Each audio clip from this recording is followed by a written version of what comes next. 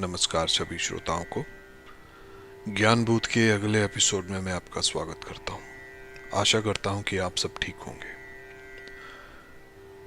पिछले एपिसोड में हम ये देख रहे थे कि विरोचन और सुंदभा के बीच में जो वार्तालाप हो रही थी उसे विदुर जी कैसे धृतराष्ट्र जी को समझा रहे थे। आगे देखिए, जब इनकी वार्तालाप खत्म होती है तो विदुर जी क्या कहते हैं। विदुर जी के उन्हीं उदाहरण को लेकर आगे धृतराष्ट्र जी को विदुर कहते हैं कि राजा, आप इसलिए जो पृथ्वी में झूठ है उसका साथ ना दीजिए। जैसे विरोचन और सुंदवा में प्रहलाद ने अपने बेटे का साथ नहीं बल्कि सत्य का साथ दिया है, वैसे ही आप अपने बेटों के वश में ना आइए, गलत मंत्रियों के वश में ना आइए। एक ऐसा निर्णय ले जो कि सत्य पर आधारित हो। राजा, ये उसी के समान है जैसे कि देवता लोग हैं। वो किसी की रक्षा करने के लिए ये नहीं है कि उसके पीछे डंडा लेके घूम रहे हैं या उसके आजू बाजू पहरा दे रहे हैं। ये बात नहीं होती है। जिसकी वो रक्षा करते हैं उसे ऐसी उत्तम बुद्धि से युक्त कर देते हैं कि वो अपने विचार से अपनी रक्षा खुद कर सके। और ये भी बात समझ लेनी चाहिए कि जैसे ही मनुष्य किसी कल्याण कार्य में लग जाता है, वैसे उसके सारे कर्म, उसके अभीष्ट जो हैं वो सिद्ध होने लगते हैं। जो उसके बुरे कर्म भी हैं वो साफ होने लगते हैं। तो आप इसमें यह बिल्कुल संदेह ना करिए कि आपके फैसले से किसी को कुछ हो सकता है। जो भी होगा वो अच्छा ही होगा। गलत फैसला लेने से राजन ये हो सकता है, जो विदुर जी यहाँ समझाने की कोशिश कर रहे हैं, वो कहते हैं कि जो कपट व्यवहार है, जो गलत व्यवहार है, अगर इन व्यवहार को करते हुए कोई वेद भी पढ़ता है तो ये वेद उसको पाप से उसे मुक्त नहीं करेंगे, उसके कर्मों से मुक्त नहीं करेंगे। उसको ज्ञान ज़रूर दे सकते हैं ताकि वो आगे जाके ऐसे कर्म ना करे, परंतु वो जो कर चुका है वेद उसको मुक्त नहीं कर सकते। ये वही बात है कि अगर मान लीजिए कोई चिड़िया का घोंसला है, घोंसले में चिड़िया के जो बच्चे हैं या किसी के भी बच्चे हैं वे तब तक हैं जब तक उनके पंख नहीं है। उनको घोंसलों से कोई प्यार नहीं है। जब उनके पंख आ जाएंगे वो उसी घोंसले को छोड़ के चले जाएंगे। उसी प्रकार आपके अंतिम टाइम में आपका वेद साथ नहीं देंगे जब अगर आपके कर्म गलत हैं। राजन, आपको ये ध्यान देना पड़ेगा कि काफ़ी कार्य जो होते हैं, विदुर जी उनको कह रहे हैं कि जो कि हमको त्याग देने चाहिए। तो वो यहाँ पर कैसे काम को त्याग देने की बात करते हैं। वो कहते हैं कि जो शराब पीना होता है, जो किसी समूह के साथ ही वैर आप कर लेंगे, आपने किसी बड़ी अपने वालों से दुश्मनी कर ली है, जो पति पत्नी होते हैं उनके बीच में आप भेद पैदा करते हैं, उनके बीच में आप लड़ाई पैदा करते हैं, आप कलेश पैदा करते हैं, या अपने कुटुंब में ही विवाद पैदा करते हैं। कोई राजा है, कोई गुरु है, कोई शिक्षक है, उनके साथ द्वेष पैदा करते हैं। जो ऐसे कार्य होते हैं, ये जो बुरे रास्ते कार्य, ये कह रहे हैं कि राजा ऐसे लोगों को भी त्याग देना चाहिए, ऐसे कार्यों को भी त्याग देना चाहिए। ये नीच बुद्धि के कार्य हैं। तो आगे हमने अक्सर देखा है कि आजकल के ज़माने में तो हम किसी को भी गवाह बना लेते हैं। कोई जुर्म हुआ, कोई कुछ हुआ, हम अपना गवाह तैयार कर लेते हैं। पर विदुर जी यहाँ कहते हैं कि उस टाइम के दौरान की शायद से बात होगी। कहते हैं कि जो हस्तरेखा देखने वाला है, जो चोरी करके व्यापार करता है, जो जुआरी है, जो वैद्य है, जो शत्रु है, जो मित्र है और जो नर्तक है, इन सातों को कभी भी गवाह ना बनाए। तो कुछ कारण जरूर रहा होगा इसके पीछे। आगे धृतराष्ट्र जी को और बताते हुए कहते हैं कि राजन, जो आदमी किसी के घर में आग लगाता है, जब द्वेष पैदा करता है, जो किसी को जहर देके मारने की इच्छा करता है, जो किसी को मार ही देना चाहता है द्वेष के कारण, जो किसी की गर्भ हत्या कर दे, जो किसी संतान की भलाई ना करे, जो भगवान के पैसों में, जो मंदिर के ये जो पैसे होते हैं गोलक में से जो खाने वाले, आजकल हम देखते हैं कि ये चीज़ें आम हो गई हैं। उस टाइम की अगर हम बात करें तो ये काफ़ी बड़ी चीज़ें मानी जाती थी, परंतु आज इनको भूल गए हैं। तो आगे वो कहते हैं कि जो कौए की तरह हर बात में बहस करता है, काय काय करता है, जो जानते हुए ना भी कुछ ना कुछ बीच में बकवास बातें करे, जो ज़्यादा गुस्से वाला हो, जो आदमी जो ज़्यादा ही निंदा करे, जो जो क्रूर हो, ये सब ऐसे लोग ब्रह्म हत्यारे होते हैं। ये आपके ज्ञान को नष्ट कर देंगे, ये आपके अंदर की नीतियों को नष्ट कर देंगे। इनसे दूर रखें और ऐसे दोषों को मन में पैदा होने ना दें।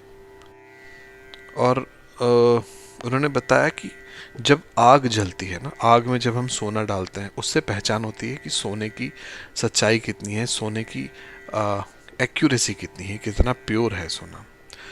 और जो सदाचार होता है, जो बिहेवियर होता है, वो एक अच्छे पुरुष की आपको जानकारी देता है। जो आपका व्यवहार होता है वो आपको बताएगा कि कैसा पुरुष है जो आपके सामने है। चाहे खुद का व्यवहार है, साधु की मतलब व्यवहार से जान पहचान होती है। और जब डर आता है किसी के सामने, तो शत्रु के सामने मान लो आपके सामने मान लो शत्रु आ गए, कोई आपको मारने आ गया, भय आ गया, जानवर आ गया, जो शूरवीर होता है उनकी पहचान ऐसे समय पे होती है। कठिनाइयों में जो धीरज होता है उसकी पहचान होती है। और अंतिम में जब सब कुछ नहीं बचता, एक मित्र की परीक्षा जो होती है वो तब होती है। तो इन बातों को ध्यान में रखना चाहिए। कई चीज़ें ऐसी होती हैं जो हमारे धीरज को, हमारी अंदर की अच्छाइयों को नष्ट कर देती हैं। तो उनका उदाहरण देते हुए विदुर जी यहाँ कह रहे हैं कि जो बुढ़ापा है, हम अक्सर नहीं मानते कि ठीक है आज हमें अपने रंग रूप पे बहुत मान है। खासकर जो औरतें होती, जो स्त्रियां होती हैं, उन्हें बहुत होता है कि मेरा रंग, वो शीशा ही देखती रहती हैं, अपने रूप को ही देखती रहती हैं। तो यहाँ कहते हैं कि जो बुढ़ापा है ना, वो सुंदर रूप को खत्म कर देगा एक दिन। तो जो मृत्यु है जैसे है, वो एक दिन प्राणों को खा जाएगी, वो आपके प्राणों को खत्म कर देगी। और जो जो सिर्फ कई लोग होते हैं जो सिर्फ दोष ही देखते हैं किसी में, अच्छी बात देखेंगे ही नहीं। ये धर्म को खत्म कर देते हैं, एक अनुशासन को खत्म कर देते हैं। और कहा गया है कि जो क्रोध है, जो हमें गुस्सा आता है छोटी छोटी चीज, ये लक्ष्मी को खत्म, हमारे हमारे में लक्ष्य, हमारे में घर में कभी लक्ष्मी वास नहीं करेगी। नीच पुरुष जो होते हैं वो सेवा भावना, सत्य भावना, इनको खत्म कर देते हैं। तो ये ऐसी नष्ट करने वाली चीजों से दूर रहें, अपने मन को समझा के रखें क्या क्या हमारे लिए उचित है और क्या नहीं। और जो शुभ कर्म होते हैं उससे लक्ष्मी की उत्पत्ति होती है। हम काफ़ी टाइम पर ये कहते रहते हैं पैसा नहीं है, पर हमने कभी अपने कर्मों को नहीं देखा। सब कुछ कर्मों से ही है। अगर वही गलत है तो अगर लक्ष्मी है भी तो भी रुकेगी नहीं। और फिर कहा गया अगर हम चतुर हैं, चतुरता मतलब अच्छी सोच के कारण हम अपनी मुश्किलों को ख़त्म कर सकते हैं।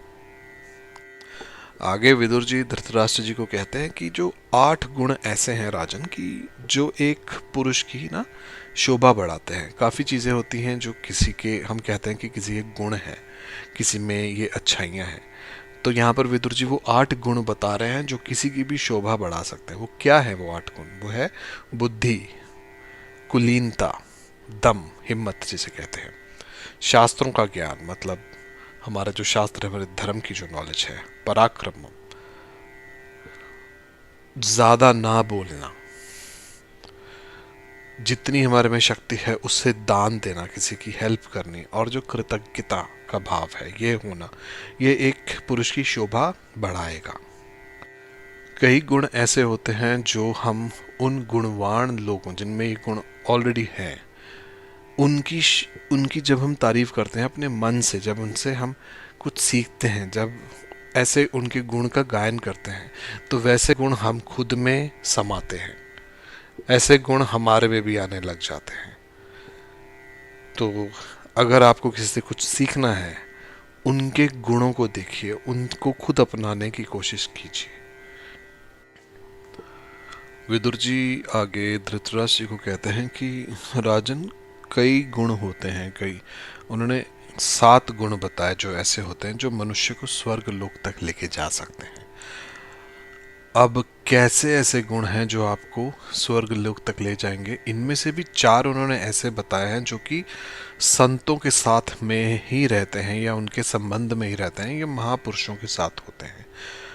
तो वो कहते हैं कि जो यज्ञ है, जो आदमी यज्ञ करता है, जो आदमी दान करता है, और तीसरा बताते हैं जिसे अध्ययन की आदत है, जो नए नए शास्त्र, जो नए नई चीज़ें सीखता है उनको उपयोग में लाता है, और जो तप करता है।